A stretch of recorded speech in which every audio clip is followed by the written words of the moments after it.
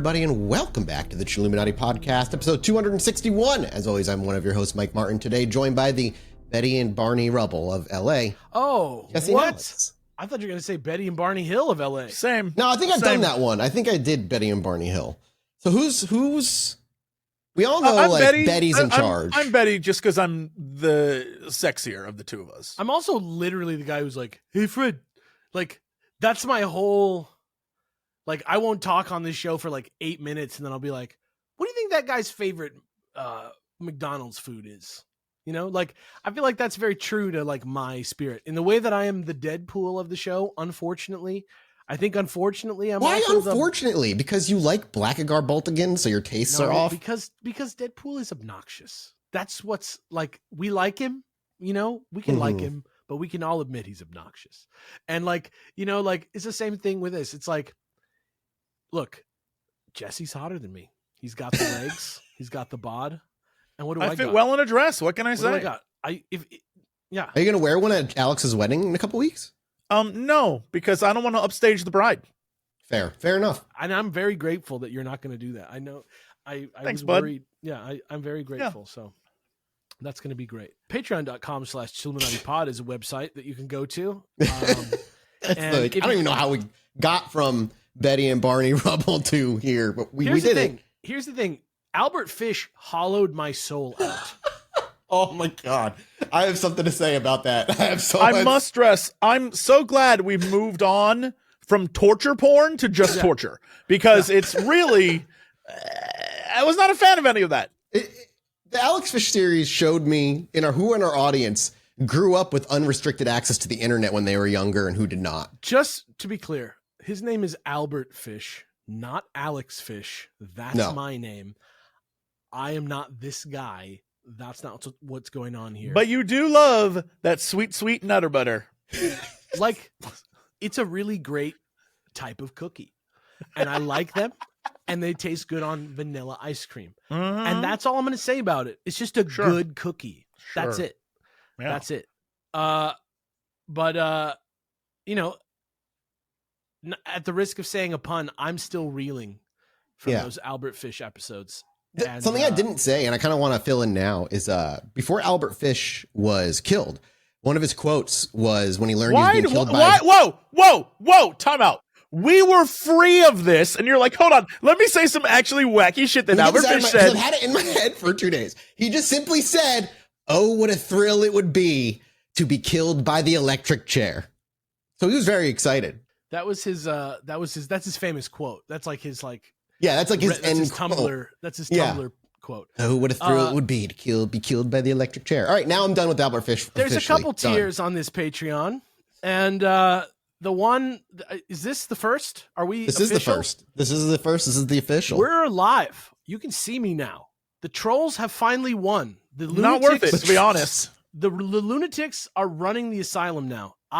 You can see now all my sick outfits. Yeah, now you can see our rooms. Yeah, now you can see how serious my comic book addiction is. And if that doesn't get you going... I don't think they can. And if that doesn't get you going, head on over to patreon.com/ChilluminatiPod to find out just how psycho I have gone. Has it gotten bigger since I've been there? Probably not much. I can't imagine. Yes, definitely it has. Well, that's true. Because like every time I go, especially when I end up staying with you, we go to the comic shop and there's like, you walk out with like a 6-inch tall stack of just comics every time. I had to like stop. Like, okay, I no longer collect magazines. May or may not be because I'm not allowed to subscribe to them at my own local comic book store anymore because of how many I've left there before. But I want to be clear. I've paid for all of them. I'm not some kind of fucking, loser. I sometimes don't go in for several months. And so, as per store policy, I now only purchase trade paperbacks, which is, in general, a healthier way to fly. You know what I'm saying? Sure, yeah. Yeah. Whatever you have to tell yourself. Look, it helps. Look, I'm just trying to be positive. I'm trying to make my life better. You know what I mean? I'm just trying to be as actualized as I can be. Patreon.com/ChilluminatiPod. Fantastic. Appreciate it. No. Yes, Albert Fish is officially done, gentlemen, and we're going to have a nice little palate cleanser of a two-parter. We're going to the world of space and aliens once again, but not doing anything like Project Pegasus or Montauk Project. Instead, we're actually doing one of the most famous alien sightings to have happened within the United States. This happened in the 80s over the course of a few months. It is known well as the Gulf Breeze sightings, which obviously happened in Gulf Breeze, Florida. Let me ask you a question. Real quick. For podcasting purposes. Yes, sir. Great VOD. You're doing great. You got a cat. That's awesome. I'm not going to change any of the way we do our podcast for video, homie. I don't know. Is there a lot of like this happening with your cat? Yeah. With the fur? Yeah. Right now? Is that like a thing? Right now, yeah, but that's, now it is. I think that's now part he's being of pet. That's part of the $20. Yeah, that's part of it. Patreon.com/ChilluminatiPod. Yeah, look at that cat. If you want to be in on this joke 100%, head on over to patreon.com/ChilluminatiPod. Okay. The Gulf Breeze sightings, before we jump in, my sources, obviously. Because I've never heard of this shit before. And it's like, that's crazy to me too. I figured you would, this is like a Phoenix Lights kind of situation in terms of that, it was like a couple just normal folk saw some stuff, but it wasn't as widespread as the Phoenix Lights. It was just as popular, I would say. So when you say Phoenix Lights, that's just lights. And this is a two-parter? So what happened to make it 2 parts? Well, the first part is going to be the entire sighting on its own. And then part 2 is going to be the immense amount of investigation and like debunking that went into it. And there's a story in its own when it comes to the debunking, because there's some stuff that came out that showed that debunkers it's like those paleontologists that were racing to name all the dinosaurs and just fucked each other over and shit. It's not to say that this isn't a hoax either. It's just to say that the debunkers were so convinced that it was a hoax, but they didn't have the evidence that they needed, that they maybe created some of their own. And it all hinges off of 5 Polaroid photos that were taken during these encounters that we will talk about. Polaroids? Yes, Polaroids. So interesting. Yeah. Maybe I have seen these. I don't know. We'll see. I would imagine you have. I truly think you've probably seen the photos if you're remotely into the UFO world at all. These sightings took place from late 1987 into early 1988 to a man by the name of Ed Walters. And we're going to talk a little bit about him, as we always do. Again, top of the episode of the sources, I forgot, I got tangentially pulled away. The Gulf Breeze sightings by Ed Walters and Francis Walters from 1990 is the main source, book source. But there are also a ton of articles that were written at the time. There was a 30-year article that I used that was written in 2017. And a bunch of news, interviews and stuff from the Times as well. There's a bajillion things you can go watch about this stuff. But Ed Walters, just the guy this happened to, was born in the early 1940s, and by the time of the Gulf Breeze sightings, he was in his mid-40s. He spent much of his early life in the southeastern United States, growing up in a small, modest family, nothing like 12 kids or anything. To be clear on timetables, you're saying he was born in the 40s, now he's 40, so we're talking the 80s. Yes, sir. Talking the 80s. 1987 particularly is when the sightings take place. He was just kind of a hardworking, enterprising individual, even from a young age. His background wasn't particularly remarkable in any way, with no known involvement in any unusual, weird activities like a lot of these sightings tend to have. We usually have somebody who's already into the UFOs or radio signals. Somebody who's I've been super depressed and I feel like somebody's targeting me. Yeah. Yeah, those kinds of people. This guy was just living his life. He's just living a normal middle class life. And after completing high school, Walters pursued a career in construction and building contracting, in a field that he had until the sightings happened. Really seemed to have a natural aptitude for the work. Everybody who worked with him said he was just a hard worker and good at what he did. And he had his own little successful business in Gulf Breeze, Florida, in an early age. And by the mid-1980s, Walters was a well-established figure within his own local community, known for his... Is Gulf Breeze... in Florida. It's a place. Where else could it be? No, I'm aware. I'm trying to figure out... Jesus Christ. I'm trying to figure out, is it Panhandle? Is it down south? Is it in the... I feel like it's got to be on the left side. Right? Yeah, it seems like Gulf Breeze would be kind of like Gulf of Mexico. Yeah. It looks like it's near... Oh, it's off... It's at the very, it's Panhandle. Okay. Way off to the left at the very corner before it meets Alabama. Oh, so we're Texabama line. Yeah, we're like right next to Pensacola. It's Gulf Breeze is like you have to take a bridge over the ocean to get to Gulf Breeze. Interesting. Okay. Yeah. Florida's best, as somebody may call it, paradise. Floribama. I watched that on The tip of the Florida MTV. Panhandle, right where it meets Alabama. Yeah, the place all people visiting Florida want to go to. That and Jacksonville, like the real two great places to go to. Do you think it's like super dank over there? Is that like the vibe? You think it's like dank? If you mean just like gross and like it feels like you're swimming through the air and bugs are everywhere, yes. Yeah. Yeah, it's humid all the time and uncomfortable. Not like that stanky cranky bing bang bong jazz grass. I'm talking about dank like a cave. Yeah. Right. Yeah. Yeah, that's how Houston is basically. It's just like dank like a cave all the time out here. So back to the story at hand. And by the mid 1980s, Walters was really well known in his community. He was known as reliable. He had a lot of high quality work. He was the guy people went to when they needed something fixed up at their place or their house. He often took on residential projects, including home constructions, renovations, other contracting jobs, and just had a solid reputation amongst all of his clients. And he was a bit of a family man himself when he grew up. Ed Walters ended up marrying Frances Walters, a partnership that was central to his life ever since he met her. And together they had a family and were deeply involved in the Gulf Breeze community.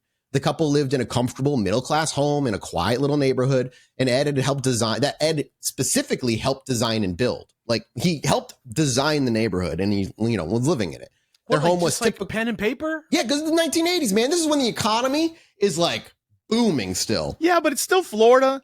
Yep. So there's only two options here. One, him being involved in the community means like golf carts. They all golf carted around their little like perfect town, or they all dressed like pirates and did a lot of drugs. Like, there's only two options for Florida. I think it's the first one, unfortunately, but God, I wish it was the second one. Like, the further you go south in Florida, the more pirates there are and the more drugs there are. It's just the way it is. Yeah. And this is pretty as north in Florida as you can be. 80s is like the glory days, though, of the cocaine. No, I mean like the golf cart. Okay, I don't know. Like palm tree, the little communities and stuff. Yeah, that's I think 80s Florida, and the only reference I have is Vice City. So like that's what I think of. So, but like the part where the old people are. Yeah.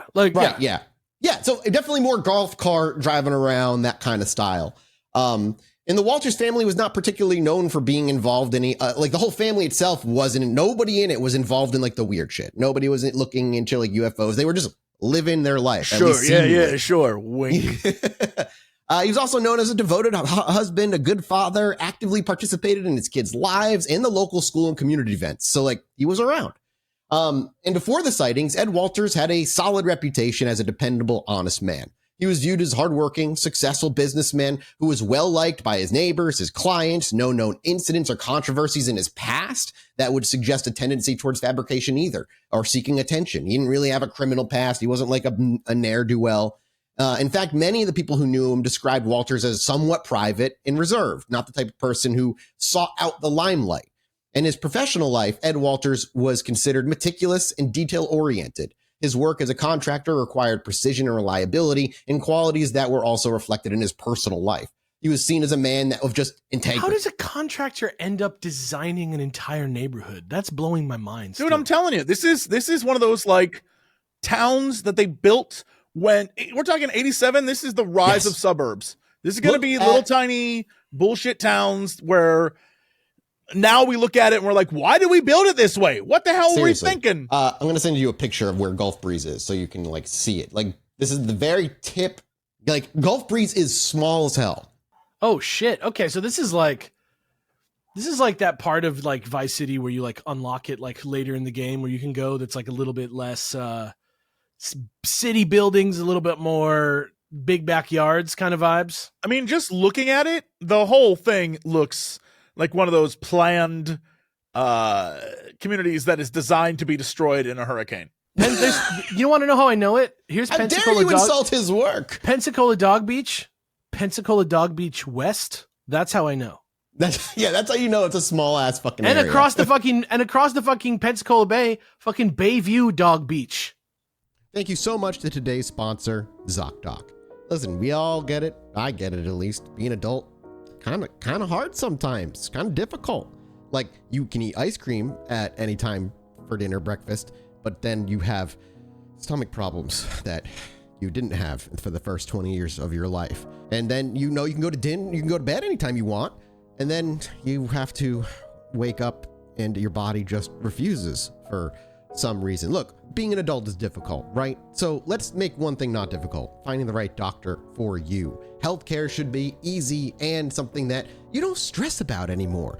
So with ZocDoc, you can make doctor's appointments and you can find the right doctor for you. It's a healthcare app that makes adulting, I guess, like a little bit easier. Adulting, man, I am millennial. ZocDoc is a free app and website where you can search and compare high-quality in-network doctors and choose the right one for your needs. And then you can click to instantly book an appointment. I actually just used ZocDoc a couple weeks ago. I got health insurance for the first time in like over a decade, and I was like, I haven't seen a doctor for a physical in almost 20 years. We're talking about in-network appointments with more than 100,000 healthcare providers across every specialty, from mental health to dental health, eye care to skin care, and much, much more. Plus, ZocDoc appointments happen fast, typically within just 24 to 72 hours of booking.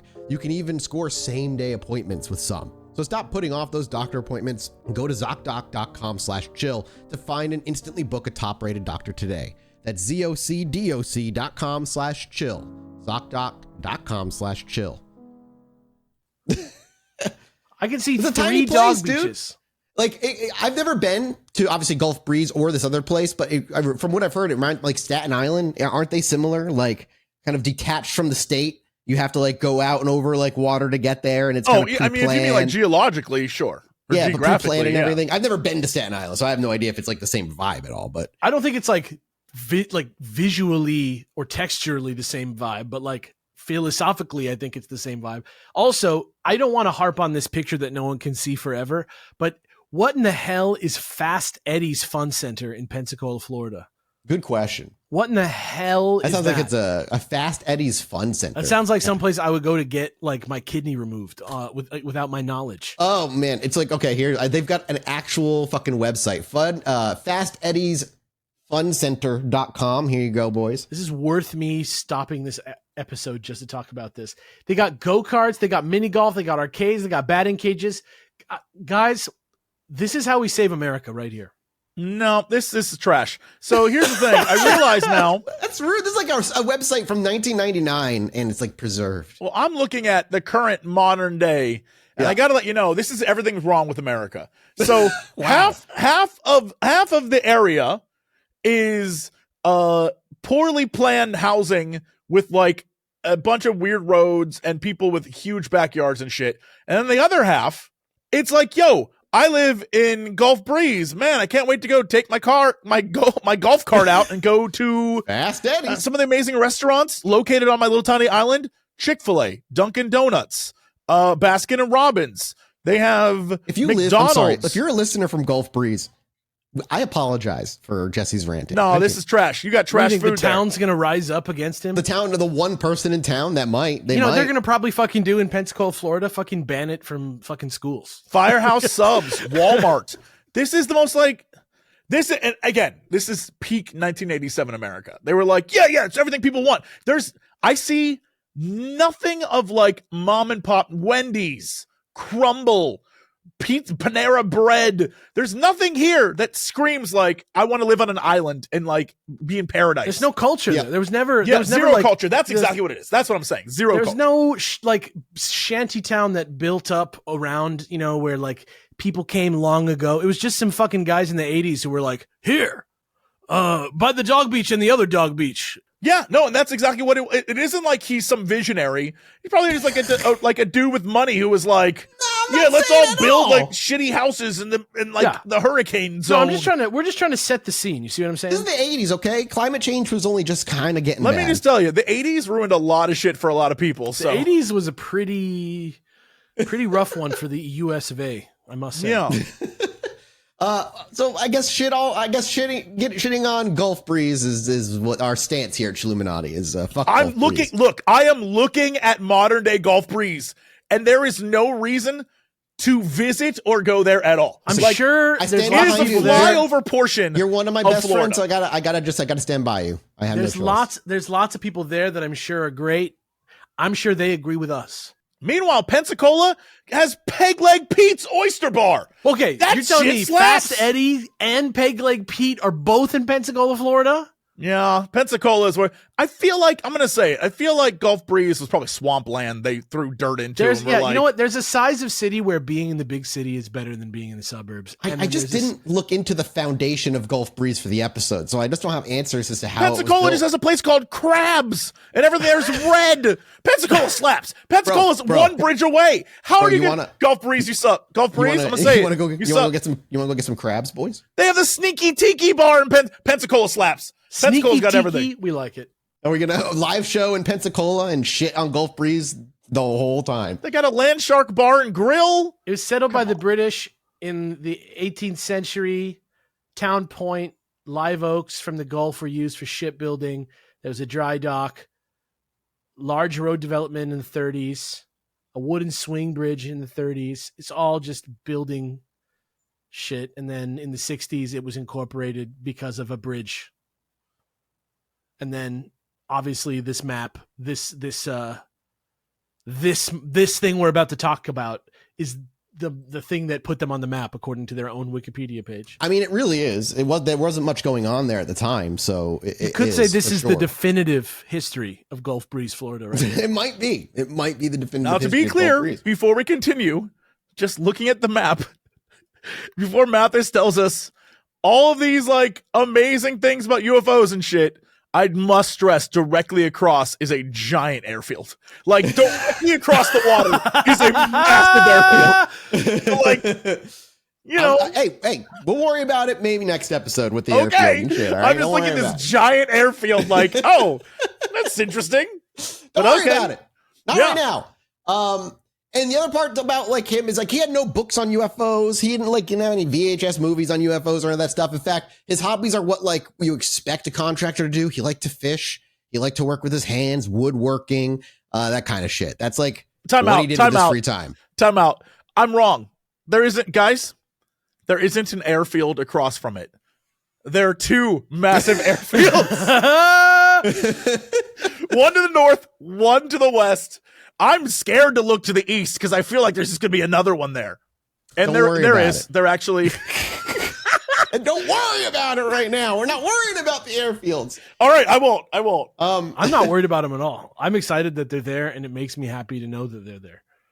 Other part about Walter's personality is that people used to say that he was just a very determined individual, and once he set his mind to something, he pursued it with a focus and an intensity that he doubled down. He was going to get it done. Whatever it was, whatever project it was, the man always set his foot down and made sure he followed through. All this to say that one of the reasons the sightings are so, even today, kind of fought over is because the individual who saw them had a reputation in his community to not be a bullshitter for the sake of the spotlight. He had a successful business. He built the neighborhood. He was involved everywhere. He didn't, there was no immediate motive for faking these things. This guy's quote for me right now, he's going to say, in my mind, he's like, how much you want to make a bet I could build 40 houses?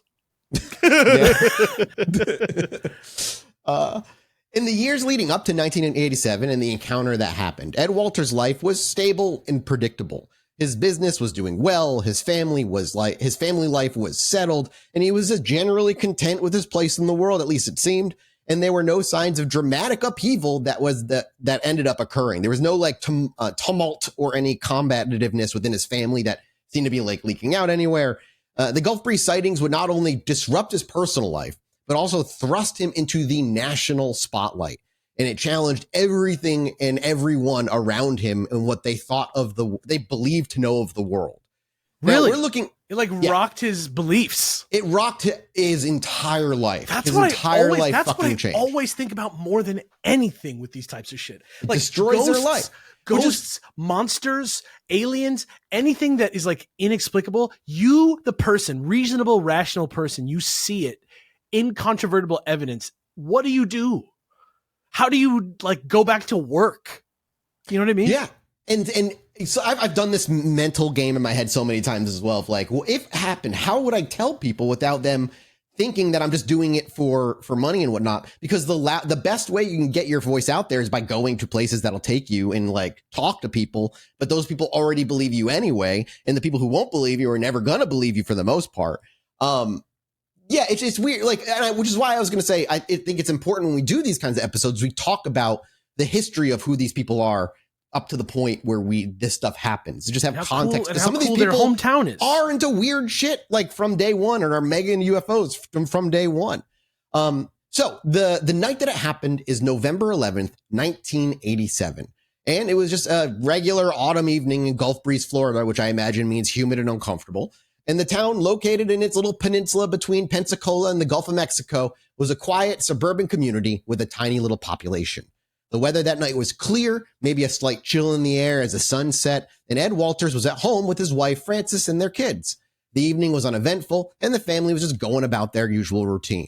Their home was a comfortable, single-story home in a suburban neighborhood and was surrounded by similar, been to a suburb where all the homes are kind of just like one of three variations. That's kind of what we're talking about here. It was well lit with streetlights casting a soft glow on the quiet streets, and the Walters property also included a backyard that extended towards a wooded area, giving the home a sense of kind of seclusion. And sometime after dinner, as the family settled in for the evening, Ed Walters noticed something kind of weird. Through one of the windows facing the backyard, he saw a bright bluish-white light shining from outside. At first, he assumed it might be a car's headlight or a reflection, but the light seemed too intense and steady for that. So, curious, and with a growing sense of unease, Walters decided to step outside to investigate. As he walked out through the back door and into the yard, where the strange light seemed to intensify, he moved closer to the edge of the yard where the trees bordered the property, and the light became almost blinding. It was then that he looked up and saw the source of the illumination, a large, disc-shaped object hovering silently above the trees. Walters would later describe the UFO in much greater detail. He would say the craft was disc-shaped, approximately 30 feet in diameter, with a smooth metallic surface that reflected the light it emitted, and the edges of the disc were adorned with a series of lights that pulsed rhythmically, casting a bluish-white glow over the area. That's what he's like standing in under and looking at this point, is just like this undulating... A true flying saucer scenario. In a lot of ways. There are some differences we'll see when we get to the photos. This encounter wasn't the one he immediately took the pictures of. Can I ask one other thing? Is like you said later he described it? Like when he was asked or interviewed. Like not much, because within that, I think it would be a couple months. I guess my point is not after a press tour where he's had to tell the story 100 times. No. This is not like we're not getting this detail years later. This is something much, much earlier in his experience. He also would eventually go on to say that the underside of the craft was flat with a small dome or protrusion in the center from which the light seemed to emanate. The object, he said, was hovering about 100 to 200 feet above the ground, completely silent except for a faint humming noise that Walters said he could barely even hear. And the air around him felt charged, like statically charged with electricity, as if the craft was generating some kind of energy field. And despite the brightness of the lights, the craft itself was still clearly visible to him, with distinct features that Walters would later try to capture in sketches that he would draw, and then the Polaroids later on. The Polaroids later? So he had a group of sightings over the course of about 4 months, and then they stopped. Okay, I see. Like it wasn't something that went on for years. It was something that happened very like in a batch, and then it ended. As Walters was standing under the giant light before him, something happened that would change his life. A beam of light, different from the ambient glow of the craft, suddenly shot out from the underside of the UFO. The beam was focused and intense, and it struck Walters directly in the chest. And this is going to sound kind of familiar to the Travis Walton moment where he gets hit with the beam. In the movie, that we witnessed? In the movie that we witnessed, but that part was like pretty like 1-to-1 to the description. The abduction itself, where it went more horror movie-y. Oh, when he was like floating around in the when he was floating in zero grav and bursting through skin or whatever. I don't know what that was about. Yeah. Honestly, you were even at the moment were like freaking out about how accurate that the like actual encounter was. Yeah, they did a great job capturing that first encounter, the way everybody freaked out. Did this guy get lifted up too? Not lifted and thrown, no. What ended up happening is the beam of light hit him and it struck him directly in the chest. And what he said is he described the sensation that was both overwhelming and terrifying. The moment the light hit him, Walters felt a sudden paralysis take hold of his body. That's the part that's similar to the Walton abduction. He was unable to move, speak, or even think clearly, but that might be because he was terrified. His mind, he said, he was flooded with a sense of disorientation, as if time itself had slowed down. And he later recalled feelings as though he was being scrutinized, as if the light was probing his thoughts and his memories. This paralysis lasted for what felt like forever for him, but in reality, it was only a few seconds. Walters described the experience as unsettling, with a sense of vulnerability and helplessness unlike anything he said he had felt before. Which is a man that like prided himself on his control and his staunch nature of like getting things done. This like scared the ever living shit out of him. Now, as the craft returned, there was a point where he was able to break free from the paralysis, or some say maybe the beam was deactivated instead of him actually breaking free. But he instinctively. Did he say he was like fighting it? Yeah, he was like, yeah, he was trying, but he like couldn't do anything about it. Like he was stuck. But the moment he got free from this beam, he ran back into the house, grabbed his Polaroid camera, and rushed back outside. The craft was still there, hovering in the same spot, its lights continuing to pulse in the sky. That's a true G right there, to be honest. With trembling hands, he took a few photographs. The camera's flash cut through the darkness, and each time, the Polaroid ejected a new photo. He snapped several pictures trying to capture the object from different angles, and the craft seemed to be almost waiting, as if allowing him to document its presence. These photographs would later become some of the most iconic images associated with this, as they showed a glowing disc-shaped object with the lights clearly visible around the edges. The photos were grainy and imperfect, as one might expect from a Polaroid, and he was also, shaking. And I'm going to link you some of these photos, unless you've already Googled them. I did not. No. Okay, so there's like a few we can get to. I'm going to actually link you to the 30-year article that actually has the photos in it as well. It's the Pensacola Times, the Pensacola News Journal. Oh, what the fuck? Did I give you the wrong link? Storied rag.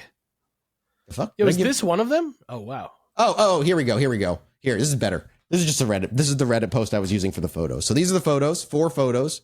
Oh, this is just a fabricated. This first one on the article is like they made a hoax of it. Oh, wow, but it looks fucking really similar to the real Polaroids. Those are the 4. I do recognize this second photo. Yeah, this one I'd right say here. you would probably recognize a few of them. Yeah, it maybe. has like straight up X-Files vibes. Like little bit, yeah. The way they show the flying saucer at the beginning of the X-Files TV show. That's Close kind of Encounters of the Third Kind, kind of as well. This is very yeah, similar. the actual look of the ship, very much like Close Encounters. So those are the photographs that he got. It's kind of occluded. You can't see all the way around it, just in case you can't see these pictures. What are your thoughts, Jesse? You can just see where the light's reflecting, and that's it. You can't see any of the rest of the metal shape anywhere. Boy, they're Polaroids, so like, okay, but they scream fake. What about it is like just screams fake to you? I'm not saying you're wrong. We're going to talk about that for sure. So the thing that really screams fake to me is every photo, despite the first photos, just to give people an example of what the photos are. The first photo is angled up above power lines, and there is the UFO in the distance. Second photo is angled up above a tree line, UFO closer potentially, but based on where it is, either it is a massive UFO far away or it's a little baby UFO very close. The next one is a street shot where the UFO is now in the middle of the street and it looks to be as wide as a 2-lane road. And then the last one is the UFO kind of up and above stuff with like a light shining down. Maybe the same light that got him. Who knows? Low res though. This one is very hard. But the thing about all of these is every single one has the same weird. I don't know the best way to describe it is like if you take. So actually, I do know how to describe it. I was over the last couple of days. I was in New York and I needed to make a video for this trip that I went on for this, other thing I'm doing. And while I was there, I was thinking, oh, maybe I'll make a video of like me doing the spoof because I had to drive in from Newark. I was like, maybe I'll make a video of me spoofing Sopranos, and I'll do like a shot out of the side of the car, and it's driving by all like the factories and shit, But I couldn't use the footage because in the shot was the half of the driver's hands on the front wheel of the car. because the window was reflecting the driver. And that is what all these shots look like. They look like reflections of something. Like it's shot through a window and it's reflecting a light from behind where he's at. The one that kind of weirds me, and this is just me, like kind of trying to apply physics to this. The third picture where it's like hovering over the street and it seems big. Yeah. Like if this thing is this close to the ground and we're looking at it straight on now, and then you look at some of these other pictures where you can see the sort of like light disc underneath it, especially the last picture in this set, like the one where it's near the road, you shouldn't be able to see that well, first of all, because of the angle, unless it's literally just tilted towards you at the same angle that it would be if it was much higher up. Like if like you wouldn't be able to see under a car that's on the road because you have to get like down on your hands and knees to get really close to the car to see that. And then the way that the light is coming out and illuminating the road, it looks like a little bit too localized below the craft for it to like be as big of a light source as it seems to be based on the picture.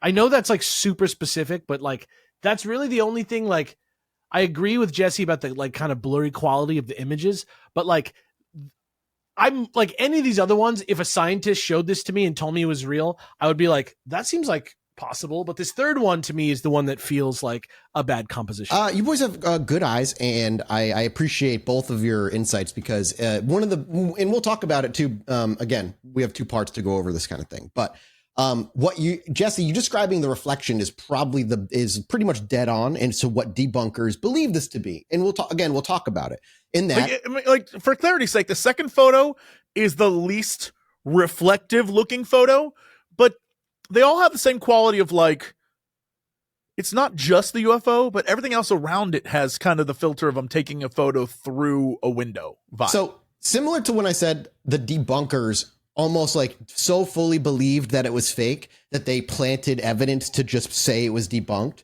In similar fashion, and we'll talk about it, but these photos, he could be taking these because something like this did happen and he freaked out, but then it never came back. So he was trying to come up with evidence in some kind.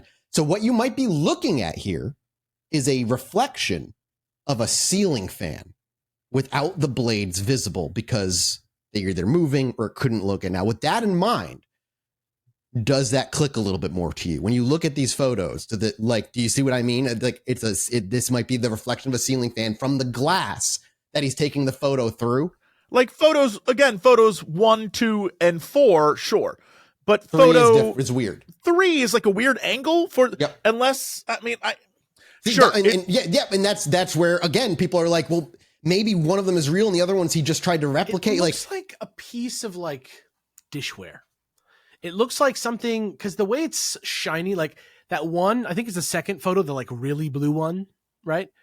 Like that's how things catch light, like that are made of like chrome metal, like when they're pretty close, because they're all going to be hit by one light source, right? So like the fact that thing's like up in the sky and illuminated by like a blue light, it doesn't look like the light is emanating from the object. It looks like the ocean. You know what I mean? How it's like one solid color. So yeah. I think personally, like rather than a ceiling fan, almost like a model or like a little, like literally like sure. if you took like a drill and like drilled into like a colander a little more or something like that. And that's a frustrating thing is like they could never find a model. And the people who we'll talk, that's why I want that model. Let's shelve that, hold that for next week. That model theory and all that stuff is crucial to the whole reason why the debunkers are dubious in the first place. So I mean, it bears keep those theories. I love it. It bears mentioning that the other option, of course, is that these are pictures of flying saucers. Right? Yeah, like he was shaking, and we talked about it before. If these things are somehow personal, like they almost like are kind of like a level of like through how you perceive reality, they show themselves. It's almost impossible to catch them on camera. I don't know. Did you see there was more? We got to talk. Maybe a mini-sode. Anyway. I mean, like there's also just looking at them. If the window theory isn't correct, it has the exact same. Just trying to describe it to people listening at home. It has the exact same ethereal Seriously, nature Google as Gulfbreeze photos. You'll find them. When people used to take photos with the dead as like a goof, Yes. you know? Oh yeah. And they would like double or superimpose them. They take one photo The double and they take exposure. another photo with the Yeah. exact same thing of film. It has that same ethereal vibe to it where it's like it is both present but not present in the photo. You can like see through. Do you know what Pepper's Ghost The issue is you can't do double exposure with a Polaroid shot. But do you know Pepper's Ghost? I don't. I know the name. I feel like I will know that. Pepper's Ghost is like a classic. It's pretty much exactly what you're saying. It's just done really skillfully. In the Haunted Mansion, they do it. Sure. The effect. Got it. Yeah. So it really produces a very, very reliable, like tangible, visible effect. And if you didn't know what that was and you took a picture of that out of context, like, God damn, like it looks like a fucking ghost, right? Like, Yeah. Sure. So I don't know. I feel like it's something like that. Yeah.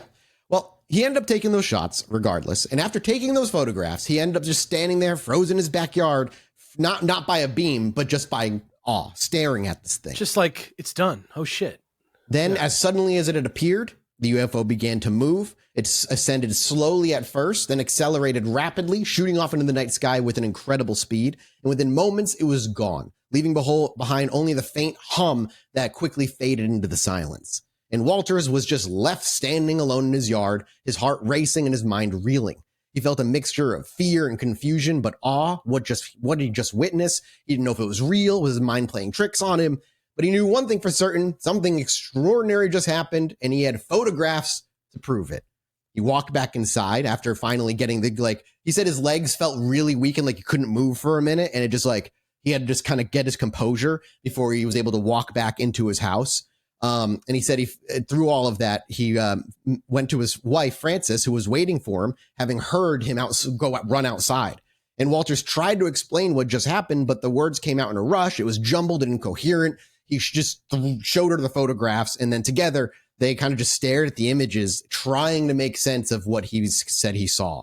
And that night, Ed said he just didn't sleep. He stayed up all night. His mind was racing with thoughts of the encounter. He replayed the events over and over, trying to recall every detail. The encounter had clearly shaken this man to his fucking core. It really threw the way he saw the world into skew. He was all really messed up.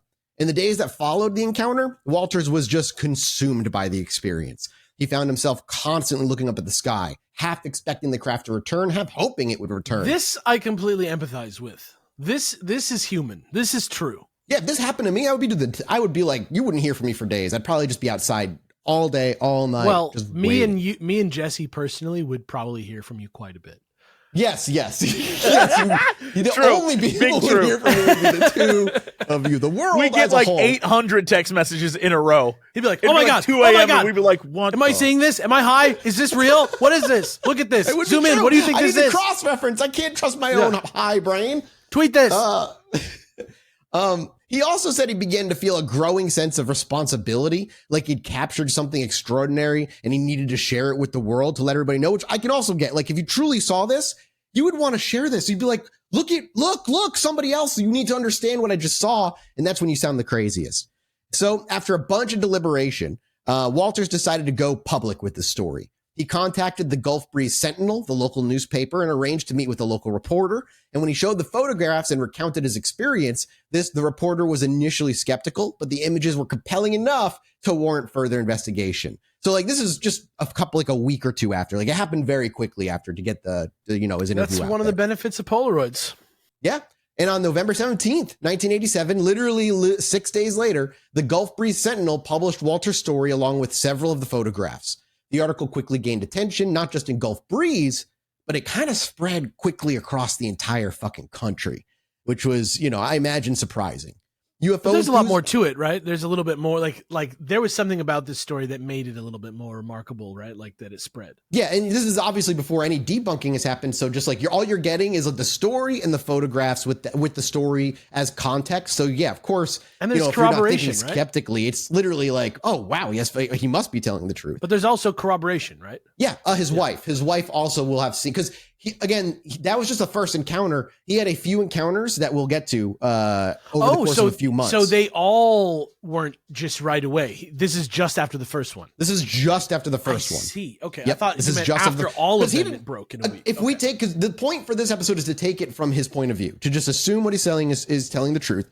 And if this is true, you don't know that they're going to come back. So of course you're just going to go like after a few days, be like, fuck it, I'm going to the local newspaper. They know me. I'm probably built his like, son's house or whatever. Like, you go to who you know. If he really saw aliens, this is exactly what he would do. Like, that's what in 1987 as well. Like when there's no internet, none of that shit. So, but again, this thing went crazy across the country very quickly. UFO enthusiasts and investigators descended on the town, eager to learn more about the sighting and to see the photographs for themselves, which, you think about this time and even in the past when it came to ghosts or even Jeff the Mongoose. Anytime this shit gets out, people fucking flood. They show up because they want to see this shit. Walter's decision to go public marked the beginning of a media frenzy that would follow him for years. His life was once quiet and predictable, was now thrust into the national spotlight, and he became a central figure in one of the most controversial UFO cases in history. The initial reaction to Walter's story was a mix of awe, skepticism, and curiosity. A lot of the locals were intrigued, and some even claimed to have seen strange lights in the sky around the same time as Walter's encounter, which is similar to the Phoenix lights. The photographs, while not definitive proof, were compelling enough to spark at least some sort of debate. However, skepticism quickly emerged as well. Some doubted the authenticity of the photographs, suggesting they could have been staged or manipulated. Others questioned his motives, wondering if he might be seeking attention or financial gain. And despite the mixed reactions, the story still spread rapidly. UFO investigators, both amateur and professional, started arriving in Gulf Breeze, eager to interview Walters and examine his evidence. Mothman. The town, once a quiet and peaceful community, was now a focal point for UFO enthusiasts, researchers, and the media. Can you imagine? You're in your quiet little 80s community suburbs, and all of a sudden, all the UFO enthusiasts just fucking show up. A bunch of sweaty knees just arrive. It's like all I can uninvited. Think about. Yeah, like it's like all I can imagine is like a soundtrack. And they come in and they're like looking around with their little meters. The little vans are driving in. Yeah. I would be probably so mad if I was living there.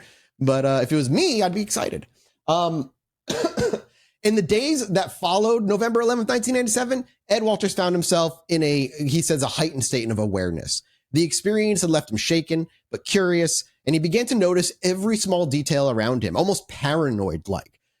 Particularly in the night sky, he got very familiar with the positions of the stars for how often he was just staring at them, waiting for another one or hoping something would happen with a mix of anticipation and dread. Isn't it crazy how that happens, though? Like, you can just go outside for like a month and then you're like, I know this place. I know this sky. I do. I know it very well. I am very, very aware of like all the planets out there and shit like that. And that even like you start getting used to little phenomenons. Remember I sent you a video of that flickering light that was blue, red, white. So I did some research when I got back inside, and that's the atmosphere actually fucking with the star, like the light coming through. And even though it looks clear in the night sky, because of, I guess, just like, I don't know what the specifics are, but it makes it flicker red, like blue, white, red, blue, white. Yeah. And I was like, oh, okay, well, I fucking know that now at least, because it wasn't moving. And that was what was making, I was like, but something's not right. It's just not moving. Anyway, the days following, after he went to the news, he just went about his daily life as best as he could. He began carrying his Polaroid camera with him everywhere he went, determined not to miss another opportunity to document anything unusual. And he also kept a notebook where he recorded his thoughts, observations, and any strange occurrences he noticed around his home or in the sky. The man just became paranoid and obsessed with it, which is such a real feeling. The second encounter came pretty much a week and a half later on November 17th, 1987. The second significant encounter was, 6 days. 6 days after the initial sighting on the evening of November 17th, 1987. And by this time, the story of his first encounter had already been published in the Gulf Breeze Sentinel, and the media attention already was beginning to grow. That evening, as he was returning home from a job site, Walters once again noticed a bright light in the sky. This time, he was driving through a wooded area not far from his home.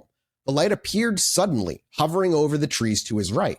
It was the same bluish white color that he had seen before, and it was moving in a manner that immediately caught his attention. Walters pulled his truck over to the side of the road and watched the light for a moment. It seemed to be following the contour of the road, moving parallel to his vehicle but at a higher altitude. The light was steady, without any of the flickering or blinking that might be associated with an airplane or helicopter, and as the light drew closer, Walters felt a familiar sense of fear and fascination.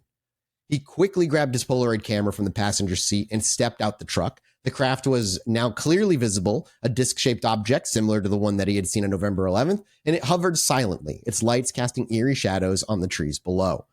Walters managed to take several photographs of the craft as it hovered above the road, and he described the object as being slightly smaller than the one that he had seen previously, but with the same metallic appearance and pulsating lights. After a few minutes, the craft began to ascend again, moving slowly at first and then similarly to the first craft, accelerating rapidly into the night sky before disappearing from view entirely. And that was the second encounter. The third encounter happened even in less time than the last one, only 3 days later, on November 20th, 1987. This time, the encounter was more intense and personal. It occurred late at night, he said around 10:30 p.m., and Walters was preparing for bed. The house was quiet, his wife was already asleep, and the children were in their rooms. Walters was in the living room reviewing the photographs they had taken during the previous encounters when he suddenly felt a strange sensation, a tingling in the back of his neck, followed by a feeling of being watched. He turned towards the window and saw a bright light shining through the curtains.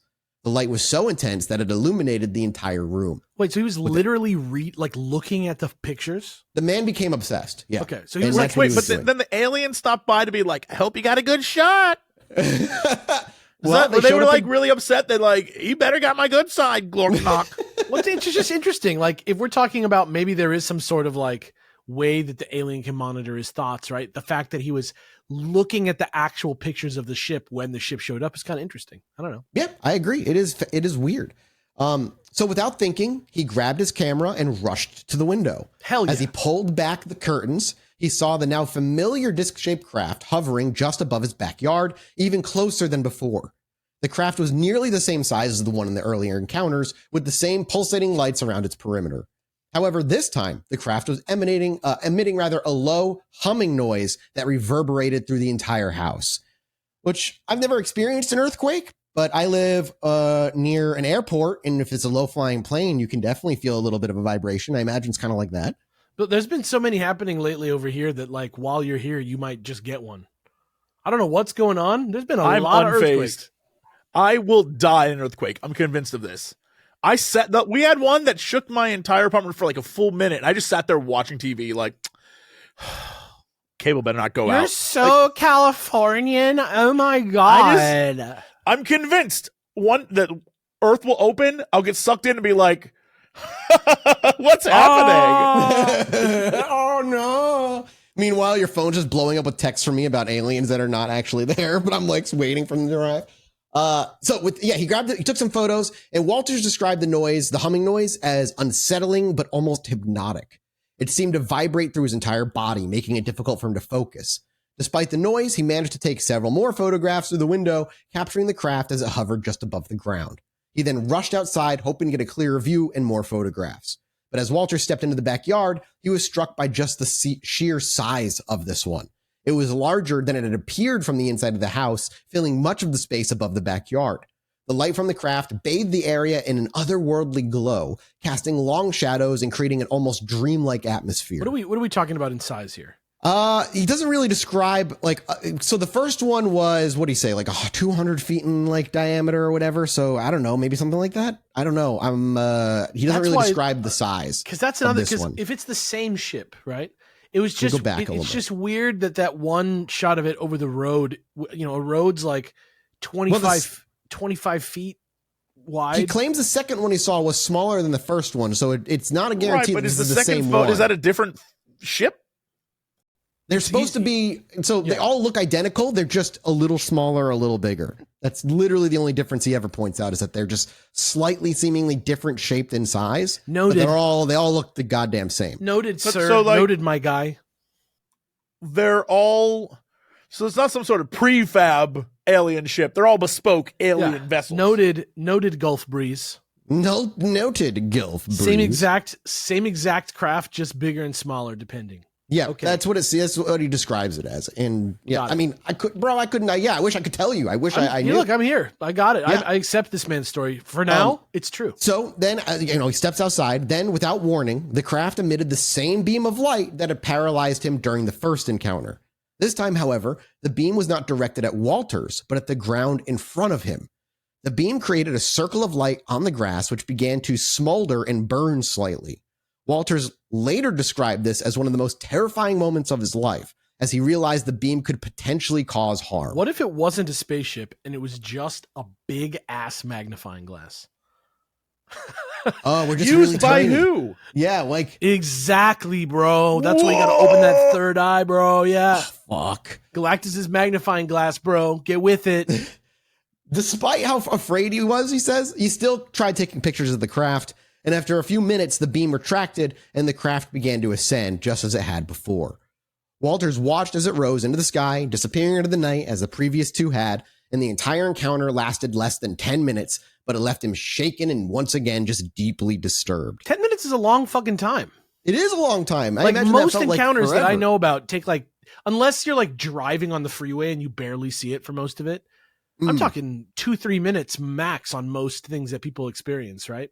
Yeah, they're usually pretty quick. Either that unless or they're it's being like, abducted, which yeah, is then either that or the they're like, worst. they took me up and they told me the history of the entire galaxy and they told me why humans are the way they are. And then one of them like kissed my butt for some reason. And I don't know why, but I like forgot about that until 3 years later. So now I'm back home. Yeah, it's got that kind of vibe. The fourth encounter would actually not happen as quickly. The fourth one wouldn't happen until December 2nd, 1987.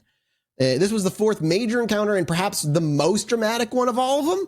How is the coverage going for him at this point? Like, is he in the news and stuff every time? Yeah, so it's spreading crazy. So we're now 3 weeks after his first encounter, a little more, 3.5 weeks after his first encounter. So we're still it's still like spreading and like it's still very popular. So it's not like years later or anything.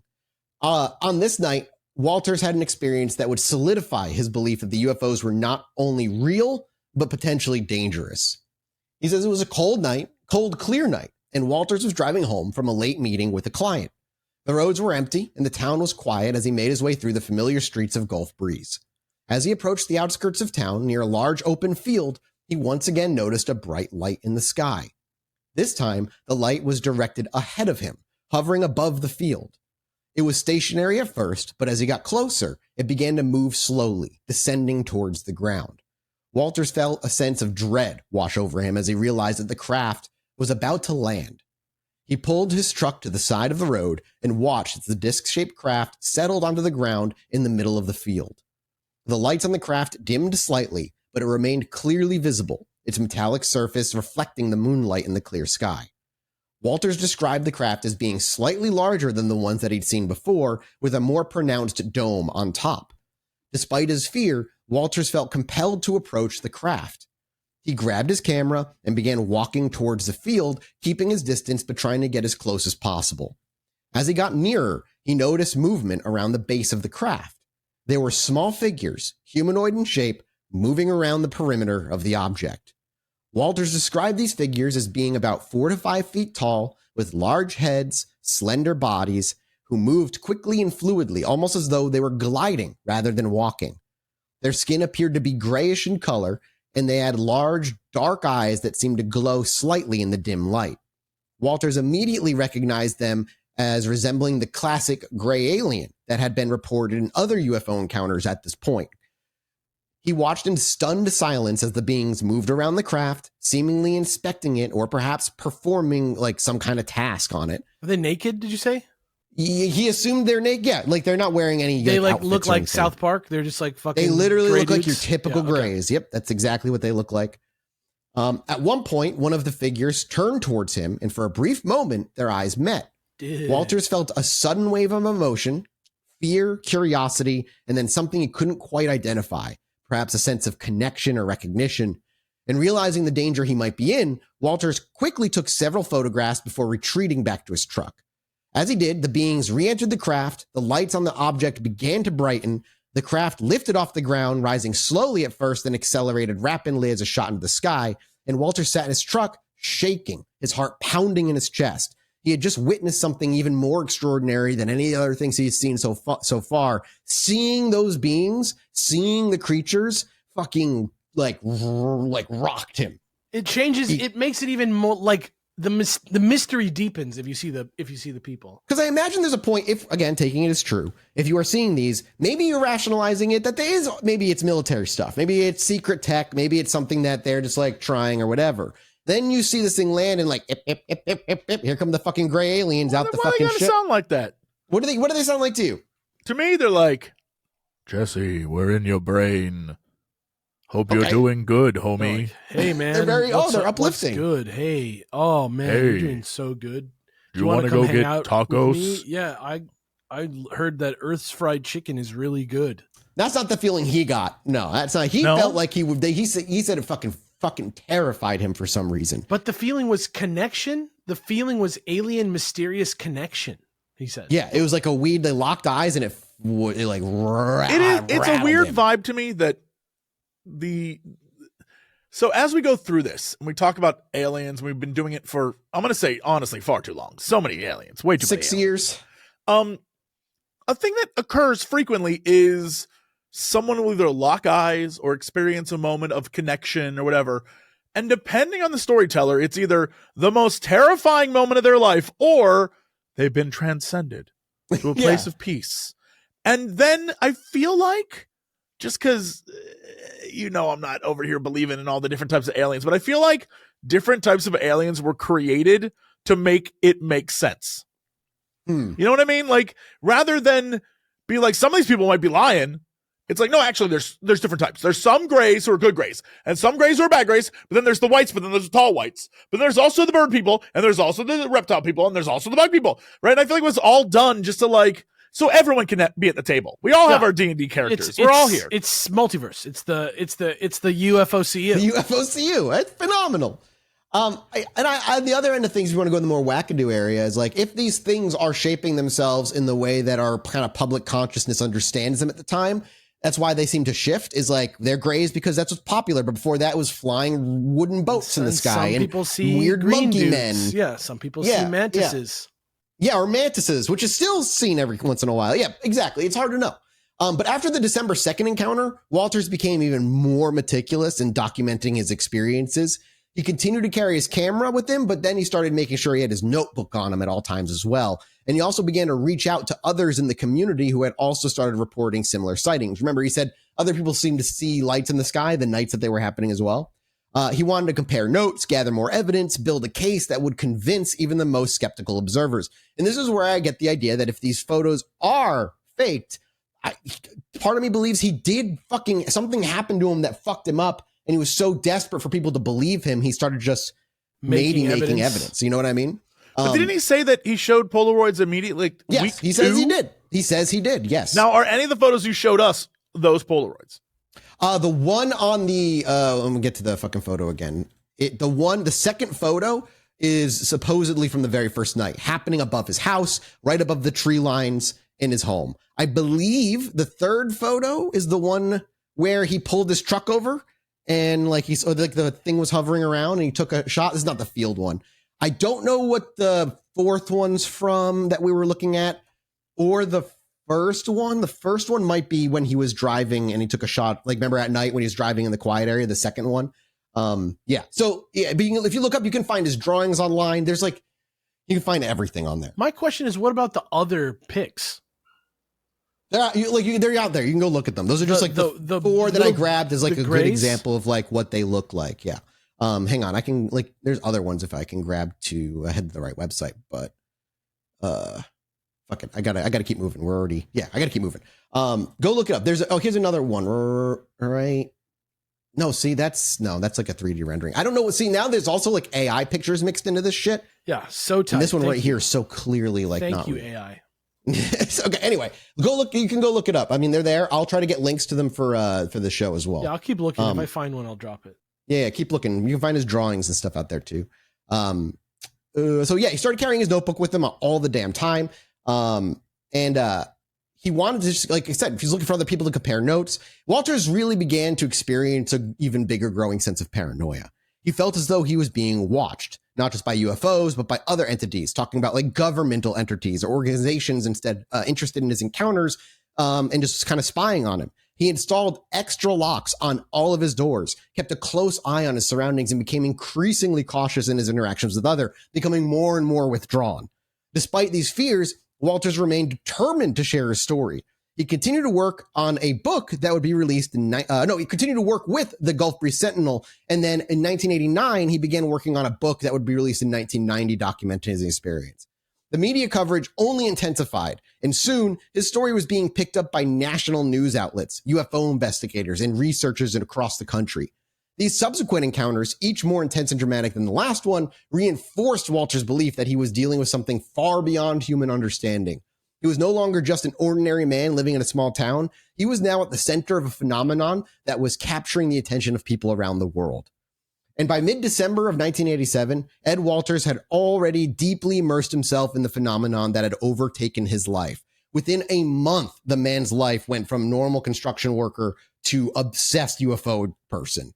The media attention continued. And was he like beloved? By this across like media and stuff, it was heavily divisive. They were skeptics right away. Like it wasn't like fully embraced as he's telling the truth or anything. And the media attention was still growing, and he was in frequent contact with UFO investigators, researchers, all of who were eager to document and analyze all of his experiences.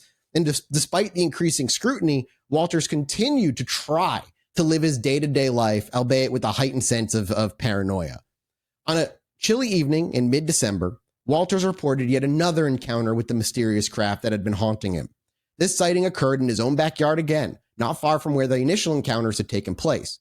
Walters was outside, checking on some household chores, when he noticed a familiar bluish-white light in the sky. His heart raced as he realized that the object was back. Yeah, seriously, he immediately, his heart sank. It literally just came into view in the camera, like in the movie, like behind him. We got an over-the-shoulder shot as he's like watering his garden, and just out of focus, we could just see it over the tree line. Unlike his earlier encounters, this sighting was relatively brief. Walters observed the craft hovering at a higher altitude than before, making it more difficult to discern specific details, and the disc-shaped object with its characteristic lights pulsating along the edges remained stationary in the sky for only a couple minutes. Walters quickly retrieved his camera and managed to snap several photographs. However, these images were way less clear than those taken during previous encounters due to the distance and the lighting condition. They were essentially like, there's nothing in them. You just don't see anything. During this encounter, Walters did not experience the intense physical effects, such as paralysis or the disorienting beam of light that had marked their earlier experiences, and the craft remained at a considerable distance the entire time, and there was no apparent interaction between this one and Walters himself. And after a few minutes, the UFO began to ascend, and as always, clicked off, and then it was gone. Walters was left standing in his yard, once again feeling frustrated, but relief that the encounter had not escalated or gone any longer, and that they fucking seemed to leave him alone this time. Then, late December. As December drew to a close, Walters had another sighting, this time while he was driving through the Gulf Breeze at night. The encounter occurred on a quiet, deserted road on the outskirts of town. Walters had been visiting a friend and was driving home alone when he noticed a bright light in the distance. His first thought was that it might be an airplane or a helicopter, but as he continued driving, the light grew brighter and more intense. The light was positioned ahead of him, seemingly hovering above the road in the direction that he was heading. Walters felt a familiar sense of anxiety, but as he continued driving cautiously toward the light, as he approached, he could see that it was not a conventional aircraft. The object was disc-shaped, similar to the ones that he had seen before, with a metallic surface that reflected the moonlight, and the lights around the edges of the craft were, as they always had been, pulsating slowly, casting that weird, eerie glow over the landscape. He pulled his truck over to the side of the road and watched as the craft hovered silently above the treetops. He estimated this one was about 200 feet off the ground, slightly higher than the craft that he had seen in some of the other encounters, and the object seemed to be observing the area, moving slowly from side to side as if scanning his surroundings. Despite the relative calm of the encounter, Walters was really on edge. He reached for his camera, which he now kept in his truck at all times, and quickly took more photographs. The craft remained in place for a few more minutes before suddenly accelerating and shooting off into the sky just as it had every other previous sighting, and he was left alone in the dark, his truck's engine idling as he tried to process, once again, what he'd seen and why it kept happening.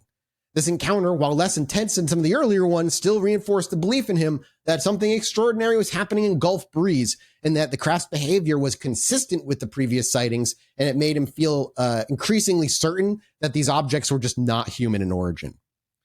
Then we move into 1988. As the new year began, the intensity of the sightings began to diminish, but Walters continued to experience sporadic encounters and unexplained phenomena. These incidents were often brief, way less dramatic than earlier encounters, but they contributed to his overall atmosphere and unease that had settled within his life. One such sighting occurred in early January of 1988. Walters was at home with his family when he noticed a strange light in the sky outside. The light was not as bright or as distinct as the ones that he had seen before, but it caught his attention nonetheless because he's fucking paranoid and hypervigilant. He just thinks everything's a fucking alien at this point. Everything. Yeah, that he's at the point where everything. He stepped outside and saw a small glowing object moving slowly across the horizon. The object was much smaller than the previous crafts, and its movements were less deliberate, almost erratic.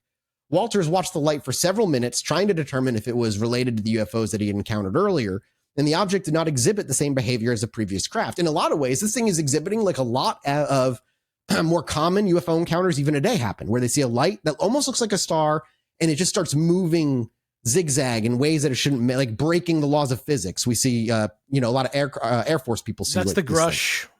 Yes, zone. Correct. Mm-hmm. Yeah. The object didn't, like I said, it just didn't exhibit any of that previous behavior.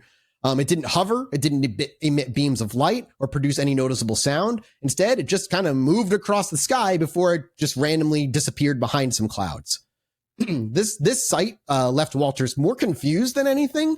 It was unclear whether the object to him was related to the earlier encounters or if it was something just different.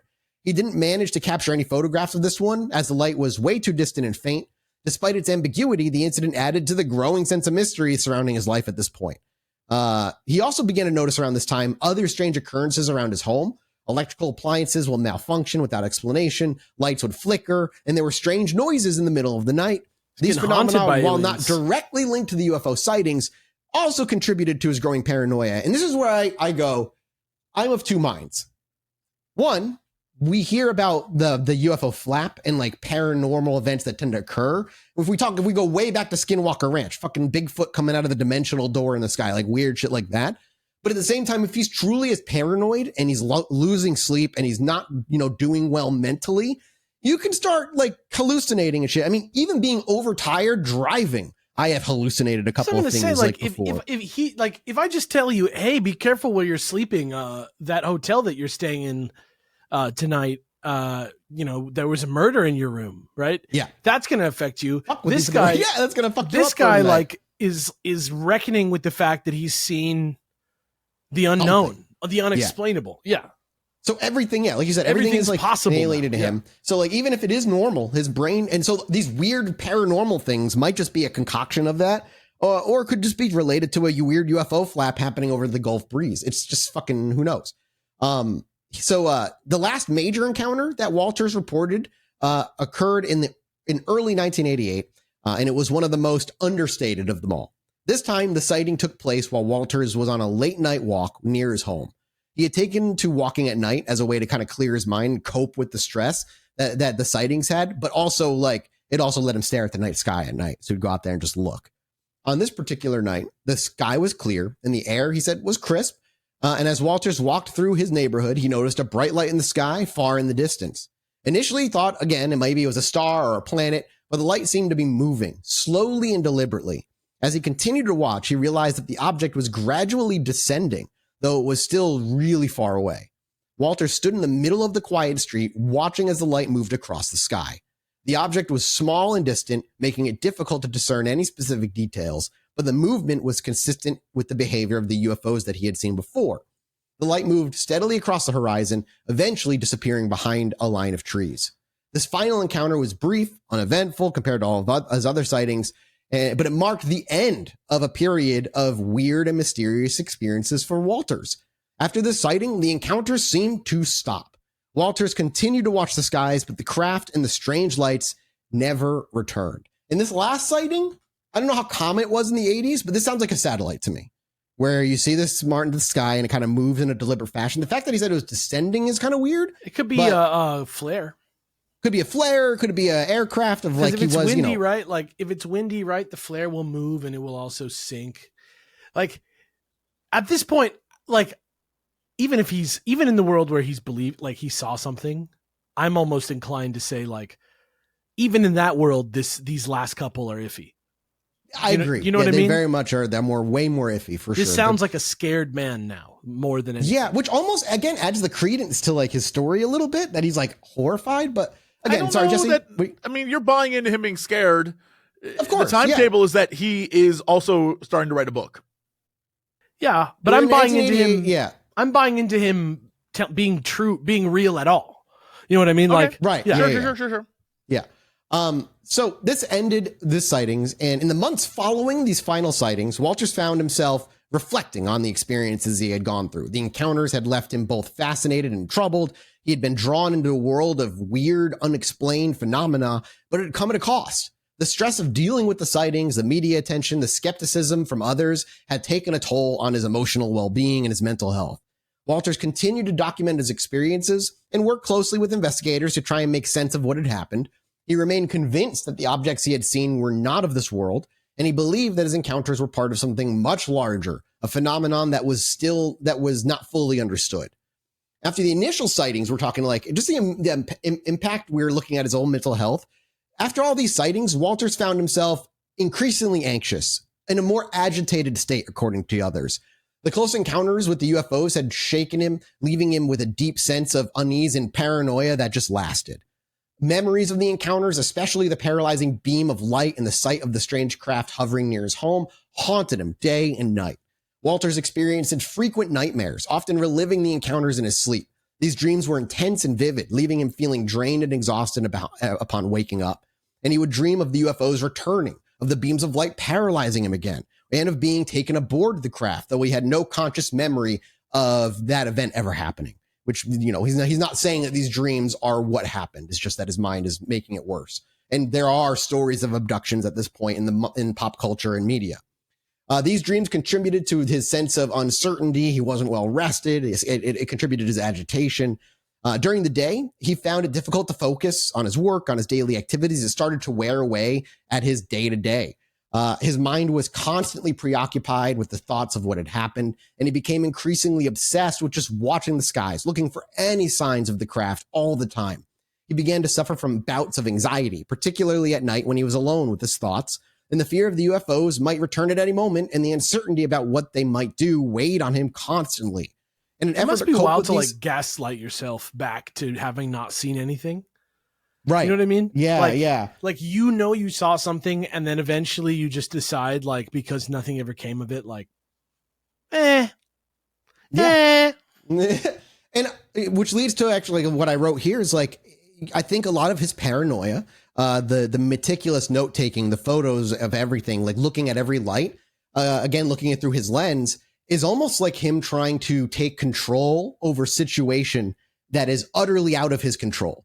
These things appear when they want to. They fucking feel like scare him on a primal level. He has no ability to predict it. So like taking these photos, writing these notes, at least gives him some form of like outlet, some way to wrap a harness around this and try and understand it, or at least honestly, keep it in a box. That's like advice my therapist has given me before too. It's just to like fucking write some shit, like write your thoughts down. It works. It helps. Yeah, it feels good. Yeah.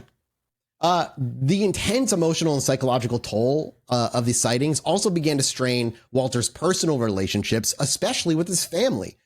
His wife, Frances, was initially supportive and concerned, but as the sightings continued and the media attention grew, the stress began to take its toll on their marriage.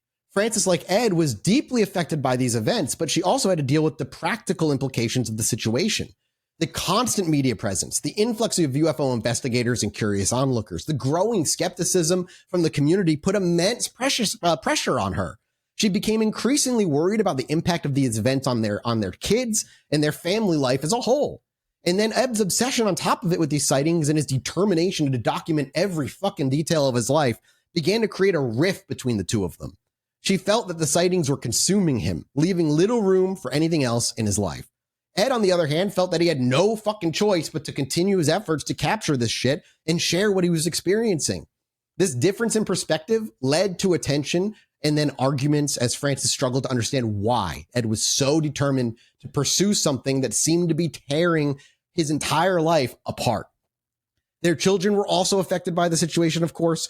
The media attention and the strange events happening around their home created a sense of fear and confusion. Again, like before, we're talking cars parked outside their houses, reporters like everywhere trying to get every little detail.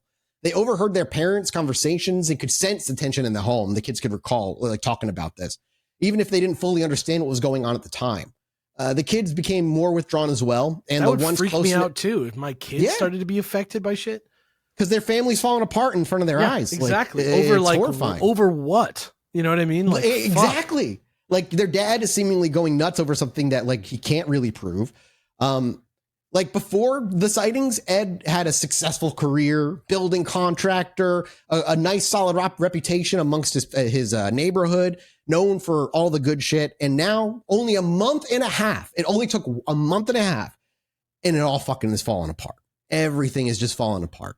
The negative impact on his business was huge. He began missing deadlines, delaying projects, turning down new work. His clients who had once trusted and respected him started to question his reliability. Some were sympathetic, understanding to something weird may have happened to him, while others just were skeptical and even dismissive completely.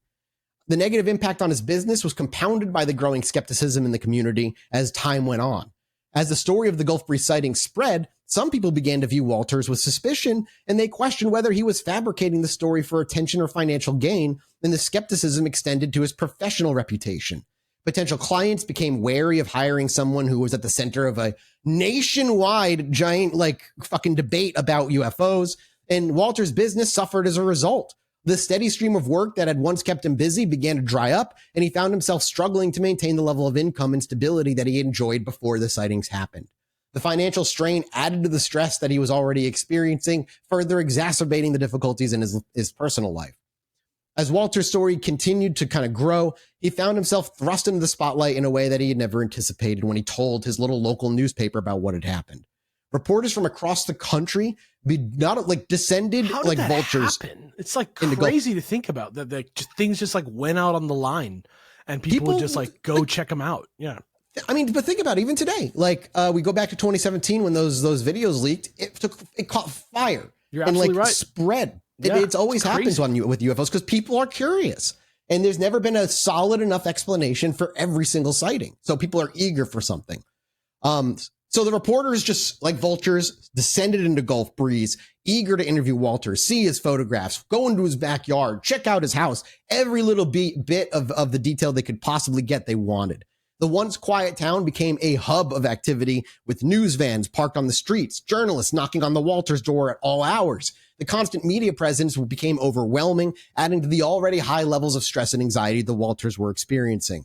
The media coverage was a double-edged sword for Walters. On one hand, it provided him with a platform to share this story, present the evidence that he'd gathered. But on the other hand, it opened him up to intense scrutiny and criticism, and skeptics and debunkers began to challenge the authenticity of the photographs, question his motives, suggesting that he was fabricating all of this for just fame or financial gain.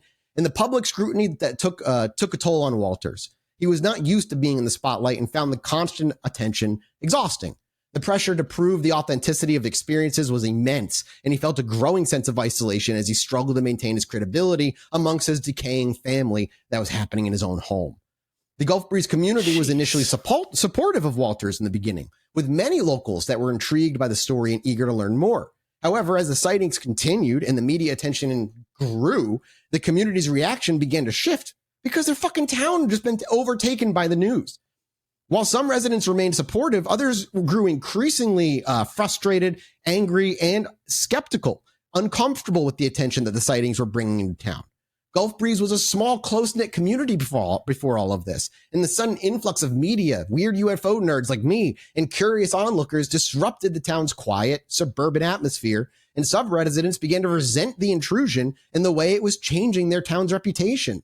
The skepticism that was growing in the media began to seep into the community, and Walters found himself facing criticism and doubt from the people that he had known and was friends with for years. As a result, Walters began to feel socially isolated. He was no longer just Ed Walters, the building contractor. He was now the man at the center of this controversial UFO sighting. Old Maurice. Yeah, he's crazy old Ed. His new identity came with a social cost. Neighbors who had once been friendly and welcoming began to distance themselves, unsure of how even to interact with someone whose life had taken such a weird, unexpected public turn. His social life suffered as a result. He found himself withdrawing from the community activities that he was so involved with, uncomfortable with the way people were treating him, and the sense of isolation compounded by the strain in his personal relationships at home. And the difficulties in professional life just made things worse. This ruined his life. From the top down, his life fell apart all within about a month and a half. Regardless of whether he was in on it or not, it fucked up his life at this point. So, yeah. And so with his old social life falling apart, he began increasingly becoming involved with the UFO community. The people who would talk to him, like MUFON and other UFO researchers that would reach out to him, that were eager to study his photographs and gather information about his experiences. And he welcomed it, seeing it as an opportunity to validate his experiences and find answers to the questions that were consuming him. He began working closely with several prominent UFO investigators, providing them with access to his photographs, notebooks, and personal accounts of sightings. These investigators conducted interviews, analyzed the evidence, and even visited Gulf Breeze to see the location of the sightings for themselves. That's the other Walters thing that's hoped. fucked up. Huh? That's the other thing that's fucked up is like, at some point, even if he did see something and he's not trying to make money, as his life falls apart and he becomes more and more desperate, of course he's going to just go along with anybody who's offering him any sort of attention or money for his story. At this point, like, it doesn't matter if it's true or not. He has to be this way because he doesn't have a lot of other options because he's crazy Ed. He becomes crazy Ed. Yeah. And even the UFO community itself was divided on him. Like, a ton of the researchers thought he was just fucking faking it, thought it was a hoax, while others thought there was something here. With some members embracing Walters as a credible witness, while others just questioned the authenticity of any of his claims. Do we have a list of the people that embraced him? I could get you a list, I'm sure, but it's like different people within different organizations. Understood. Like I said, I'm just willing to make like a wild wager. The people who embraced him are also the same people that love attention. Very possible. It's very possible. We'll talk about more about that in next episode when we talk about the other side. The more you talk about this, the more I'm like 100% out. I think this is super fake. Interesting. The more you say, the more I'm like, this is bullshit. The more his life fell apart, the more you don't think it's real. I think this man gave up his family and his community for ego, is what I think.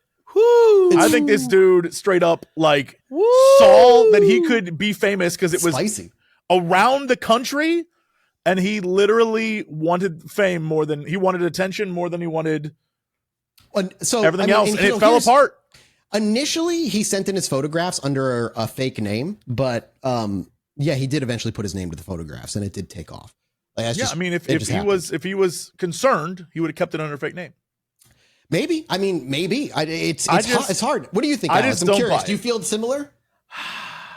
Like I we're say, basically at the end of the episode. Yeah, but my point is like, it's the same point that I just made. It's like, at this point, it doesn't matter whether it's true or fake, because like what's happened has happened. Like, it doesn't make me think he's faking it more or less now, because I'm thinking of what I'm thinking about, which is like, once his life is fucked, what is his option? Like, who's left? Like, let's say he completely hoaxed it, right? Surely he didn't mean to fuck his life up when he had the idea to make a hoax, right?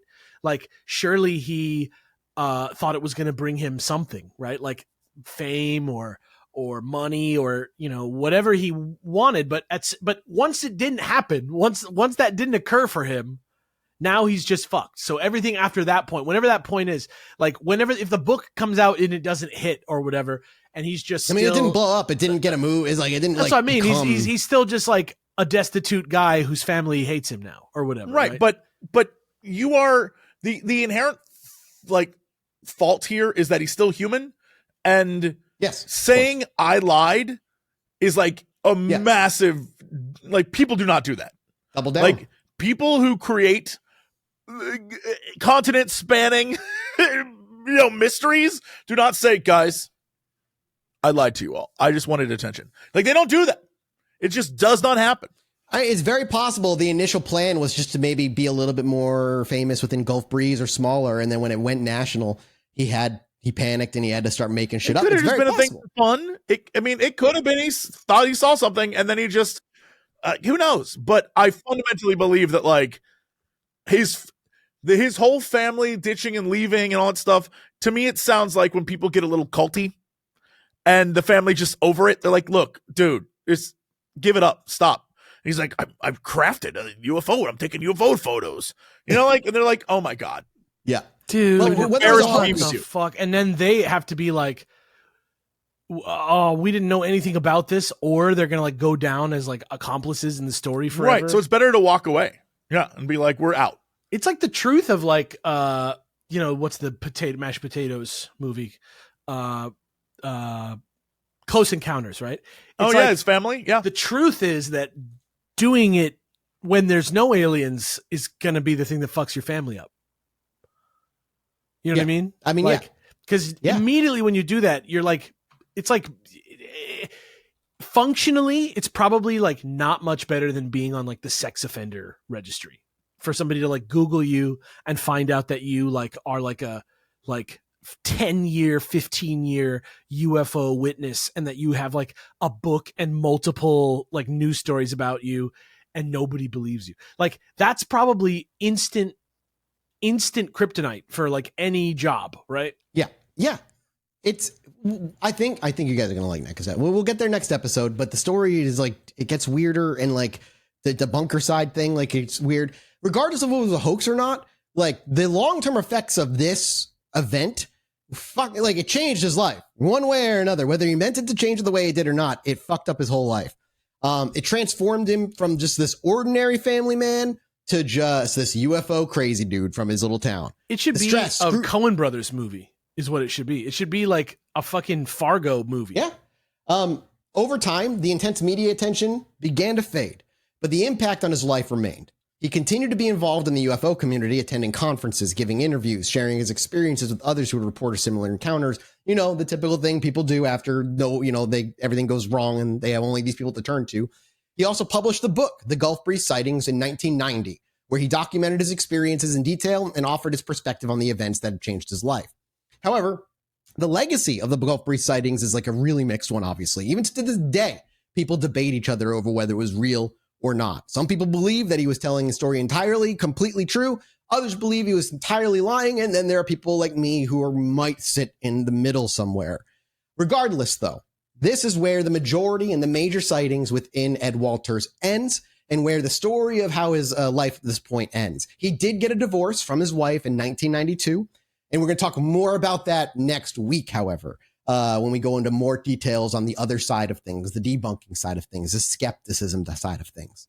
So with that, gentlemen, Gulf Breeze Part 1 is all done. Minisodes at patreon.com/SWOCBC. Just kidding. No, Chilluminati Pod. Thank you all so much. We'll see you next week. We appreciate you. We love you. Goodbye. Anyway, me and my wife were sitting outside indulging on our porch one night, enjoying ourselves. I needed to go to the bathroom, so I stepped back inside, and after a few moments, I hear my wife go, "Holy shit, get out here." So I quickly dash back outside, and she's looking up at the sky in awe. I look up too, and there's a perfect line of dozen lights traveling across the sky.